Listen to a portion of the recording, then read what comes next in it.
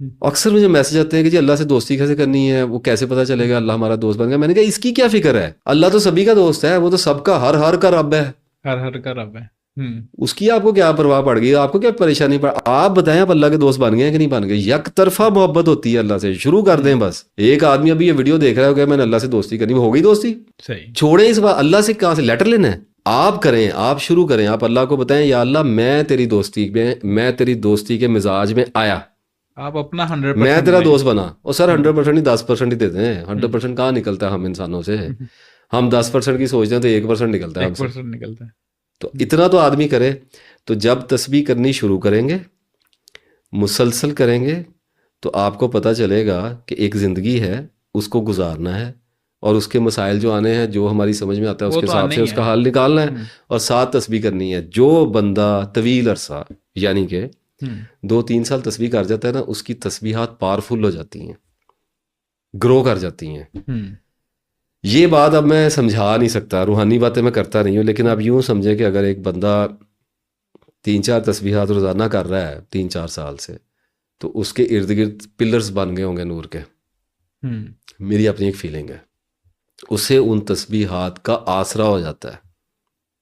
کئی بلائیں ڈلتی ہیں سر. جب آپ 8-10 سال اللہ کی دوستی کے مزاج میں رہیں, خطائیں کرتے رہیں, آپ کا دماغ الٹتا رہے, آپ کی ترجیحات آگے پیچھے ہوتی رہیں, آپ پھر پلٹ کے آتے رہیں, کیفیات آپ سے چھین لی جائیں, لیکن آپ اللہ کو یاد ہی کرتے رہیں, تو اتنے عرصے کے بعد 2-3 سال 4 سال 5 سال کے بعد ایک مسلسل کیفیت پیدا ہوتی ہے. آپ شادی شدہ ہیں, آپ کے ذہن میں ایک مسلسل کیفیت ہے کہ میں شادی شدہ ہوں, آپ کا بچہ ہے, آپ کے ذہن میں مسلسل ایک کیفیت پیدا کر دی گئی ہے کہ آئی ایم اے فادر. یہ کیفیت ہے, یہ ایک نوئنگ ہے, یہ ایک انڈرسٹینڈنگ ہے, یہ ایک سینس آف انڈرسٹینڈنگ ہے کہ آئی ایم اے فادر. اسی طریقے سے میں اللہ تعالیٰ کے فضل سے تسبیح کرنے والا ہوں, یہ کیفیت پیدا ہوتی ہے, یہ ایک انڈرسٹینڈنگ ہے, یہ کیفیت بن جاتی ہے. آپ کو اس پہ مان ہو جاتا ہے, یہ مان آپ کے کام آتا ہے, یہ آپ کے آگے چلتا ہے, آپ کے پیچھے چلتا ہے, آپ کو پروٹیکٹ کرتا ہے. بلائیں تو آتی ہیں نا, بالکل ایسے, آزمائشیں تو آتی ہیں, ٹراما تو آتا ہے, فیئرس تو آتے ہیں, لیکن جب وہ بلا آپ کی طرف بڑھتی ہے, اور جب آپ سے چھین لیے جاتے ہیں وسائل اور اسباب سے آپ کو تہی دامن کر دیا جاتا ہے, تو وہ کیفیت سب سے آگے ہو کے کہتی ہے کہ یا اللہ میں تیرا تسبیح کرنے والا ہوں. پھر اللہ آتا ہے, پھر معجزے بھی ہوتے ہیں, پھر ایسے ایسے کام ہونے شروع ہو جاتے ہیں جو آپ نہ کسی کو سمجھا سکیں, نہ کسی کو بتا سکیں. اب بولی جاؤں نا, کیا بتاؤں, وہ سمجھ میں نہیں آنے والے ہوتے ہیں. اللہ کر رہا ہوتا ہے, آپ کو پتا تو یہ کیسے ہو گیا, یہ کیا ہو گیا, وہ کیا ہو گیا, یہ والا کام کیسے ہو گیا, یہ میں پھنسے رہیں گے آپ کام کے اندر. ڈپریشن نہیں آنے دے گا یا اسلام ہو. اگر میں اس کو کسی طریقے سے نکال سکوں اس بات کو, تو آپ یوں سمجھیے کہ کچھ عرصہ کم از کم 5-6 مہینے سال تسبیح کو دیں. اس کے بعد ایک وقت آپ پہ آئے گا جب آپ کو یہ فیل ہوگا, وہ روحانی باتیں نہیں ہیں, through events, through evidence, through your mind, through your eyes, through your perception, you will see کہ میں ایک حصار میں ہوں, عقلی دلیل سے میں ایک حصار میں ہوں, اور خوف, بغض, کینہ, اناد, دشمنیاں, رنج, بھوک, شیطان ڈراتا ہے نا ان چیزوں سے, یہ آپ کی طرف ان میں سے حادثات بڑھتے ہیں, اور یہ آپ کی طرف آتے ہیں, اور کوئی شے ہے جو ان کی بائٹ سے آپ کو بچاتی ہے. ڈر آپ کو لگے گا, ٹینشن آئے گی, ڈپریشن نہیں آئے گا, آپ کو بے بس نہیں ہونے دے گا اللہ تعالیٰ. اپنی غلطیوں سے ماریں کھائیں گے, کوتاہیوں سے ماریں کھائیں گے, اپنے مزاج سے ماریں کھائیں گے, آپ اپنی طبیعت سے مار کھا لیں گے, اپنے کرتوتوں سے مار کھا لیں گے, نکال لے گا اللہ, گرنے نہیں دے گا, گرنے نہیں دے گا. آپ کی گیم نہیں اوور ہونے دے گا. سر تسبیح والا نہیں ہارتا بھائی جان, مار کھاتا ہے, ہارتا نہیں ہے.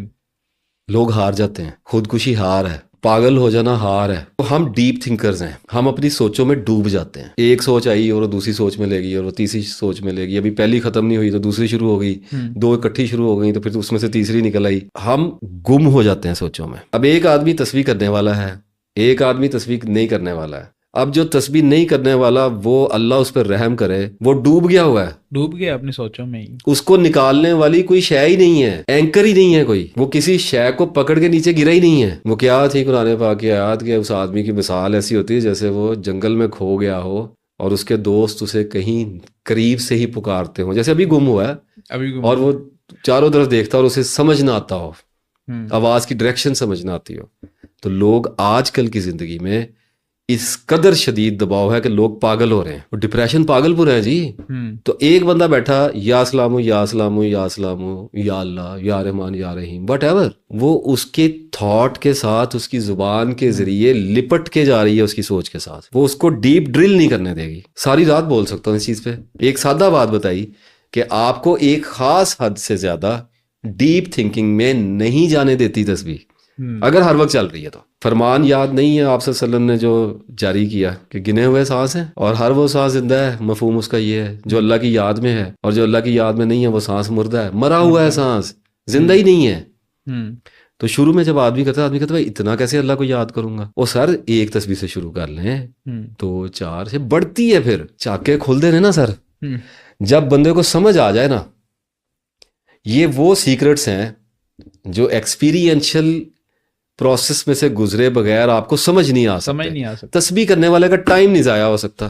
بیٹھ گئے ٹرین پہ, ٹرین کے انتظار میں بیٹھ گئے, اسٹیشن پہ بیٹھے ہوئے, ٹرین آئے گی 2 گھنٹے بعد. پاکستان ہے, کسی ٹائم بھی آ سکتی ہے, دل کرے آ جائے, نہ دل کرے نہ آئے, آپ کیا کر لیں گے, کیا اکھاڑ لیں گے. اب ایک بندے کی چل رہی تسبیح, اسے پتا ہے میں نے اپنی 50 تسبیحوں میں سے پوری کرنی, اس کی تو لاٹری لگ گئی ہے, ٹائم مل گیا اسے, ٹائم ملا. دماغ نہیں سوچنا نا, وہ دوسرے کا بھی سوچی جا رہا ہے, اس کا بھی سوچی جا رہا ہے, وہ اپنی تسبیح کر رہا ہے.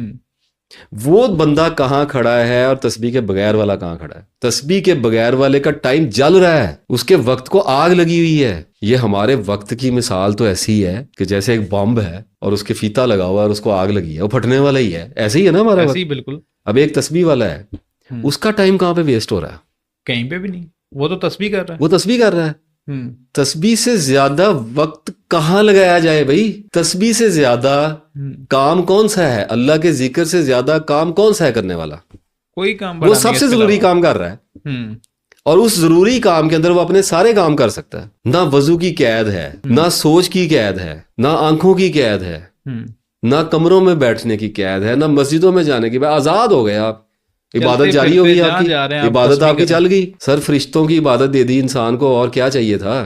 نہ ملتی نا تسبیح, ذکر اللہ کا نام ملتا تو میں دیکھتا وضو کیے بغیر, پاک ہوئے بغیر اللہ کا نام لینے کی ہمت کس میں ہے. ہم ناپاک ہیں, اس لیے ہمیں پاک ہونا پڑتا ہے. یہ ہماری بیسکس ہیں, آرگینزم ہے, باڈی ہے, تقاضے ہیں, کچھ نہیں کیا جا سکتا. اور کوئی ایک طرح کی ناپاکی ہے ہمارے اندر, زبان کی, آنکھ کی, کان کی, جسم کی, پتہ نہیں ذہن کی, سوچ کی, دل کی, پتہ نہیں کیا 1000 طرح کی تو ناپاکیاں ہمیں لپیٹ کے رکھتی ہیں. تو اللہ نے رحم کیا, پتہ تھا کہ کس جیل میں پھینکنے لگاؤں اس کو, تو کہا کہ کچھ نہیں, تو بس تو فری ہے, یاد کر. اور لوگ نہیں کر رہے, اور میں حیران ہو جاتا ہوں کہ لوگ نہیں کر رہے. اس لیے جس نے اللہ کو پہچاننا ہے, جس نے اپنے آپ کو پہچاننا ہے, جس نے تصوف کو جاننا ہے, روحانیت میں جاننا ہے, بھاڑ میں جائیں, جس بھی چیز میں جانا ہے, تسبیح پکڑ لے. پہلے اللہ کا نام آیا, اسلام کا نام آیا, اللہ کی محبت کا نام آیا, اور اگر تسبیح نہ آئی تو کچھ بھی نہیں آیا, کچھ بھی نہیں آیا. سر یہ سرنڈر ہے. اس تسبیح کے علاوہ جتنی بھی آپ اس کا معجزہ دیکھیں کہ صرف سوچنے کی بات ہے, آبزرو کریں گے تو سارا کچھ نظر آنا شروع ہو جائے گا. اس تسبیح کے سوا جتنی بھی ریپیٹیشن ہے ہماری لائف میں, ہیبٹ فارمنگ ہے, وہ ہم ریپیٹ کرنا چاہ رہے ہیں, ہم کسی بھی چیز کو دہراتے ہیں, ہمیں عادت ہو جاتی ہے, وہ ساری ہمارے مائنڈ کو ڈل کرتی ہے جناب. تسبیح نہیں کرتی آپ کے مائنڈ کو ڈل. تو قصہ مختصر, بہت لمبی ہوگی ویڈیو. میں تسبیح کے اوپر ڈیمانڈ بھی بہت زیادہ تھی ویڈیو کی, اور میں ابھی بھی بولنا چاہ رہا ہوں مزید تسبیح کے اوپر, لیکن بات وہی ہے کہ پھر ریکمینڈڈ نہیں ہوتا اتنا زیادہ, لوگ ڈائجسٹ بھی نہیں کر سکتے. جو تسبیح کرے گا اس کو ڈپریشن نہیں آئے گا. واپس موضوع کو میں جہاں سے ٹوٹا تھا وہیں سے جوڑتا ہوں کہ ڈپریشن نہیں آئے گا, ٹینشن آئے گی, انگزائٹیوں میں رہ لے گا, ڈپریشن میں نہیں جائے گا. یعنی کہ پاگل نہیں ہوگا. اللہ آپ کو ہارنے نہیں دے گا, آپ کی عقل کو معاف نہیں ہونے دے گا, زائل نہیں ہونے دے گا, آپ کی عقل کو سلب نہیں کرے گا. وہ ہو جاتا ہے نا بوڑھے بابے 4 پہ لیٹے تھے, وہ نہیں ہونے دے گا آپ کو. اس سے زیادہ کھل کے کیا بتائیں. آپ گزرتے جائیں گے اور آپ نکلتے چلے جائیں گے. زندگی کی دوڑ سے شیطانوں کے ہاتھوں میں اچک نہیں لیا جائے گا, سیکیور رکھا جائے گا. ہاں باقی کام کرنا پڑے گا اپنے نفس کے اوپر. اگر پرائرٹیز ڈیفائن نہیں کرتا, اگر اپنے آپ کو ٹھیک کرنے کی کوشش جاری نہیں ہے, اپنی سی کوشش جو مقدور بھر اللہ تعالیٰ نے اس کو توفیق عطا فرمائی ہے, اس کے حساب سے اگر کوتاہی کرے گا تو پنشمنٹ تو آئے گی. وہ تو سسٹم ہے دنیا کا, ایکشن کا ری ایکشن ہے. اللہ کے فطرت میں, اللہ کے کلمات میں تو تبدیلی ہے ہی نہیں ہے. دنیا تو رولز پہ چلتی ہے نا, وہ آئے گی. لیکن ایک راز یہ ہے کہ بچا لیا جائے گا, بچا لیا جائے گا, لیکن یہ اچھی خبر نہیں ہے, مار بہت پڑ جائے گی اس سارے چکر میں, ٹائم بھی لگ جائے گا. ٹائم بھی لگ جائے گا. تو کیا ہے, محنت تو کرنی چاہیے, تسبیح کے ساتھ محنت کو زیادہ کر دینا چاہیے. ایک آدمی یہ سمجھتا ہے کہ اس نے اگر دن میں 50 تسبیحیں شروع کر دی ہیں تو یہ روحانیت ہے, یہ کچھ بھی نہیں ہے. اللہ کو یاد کر رہا ہے, محبت کر رہا ہے, روحانیت تصوف کہاں سے آ گیا اس میں؟ تزکیہ تو کرنا پڑے گا, نفس کے اوپر تو کام کرنا ہی پڑے گا, علم حاصل کرنا پڑے گا, اپنی پہچان کرنی پڑے گی, دھکے کھانے پڑیں گے, رونا پڑے گا, غور کرنا پڑے گا, ساتھ میں تسبیح چلے گی. بالکل. پھر تسبیح جاتی ہے ضربیں کھاتی ہوئی.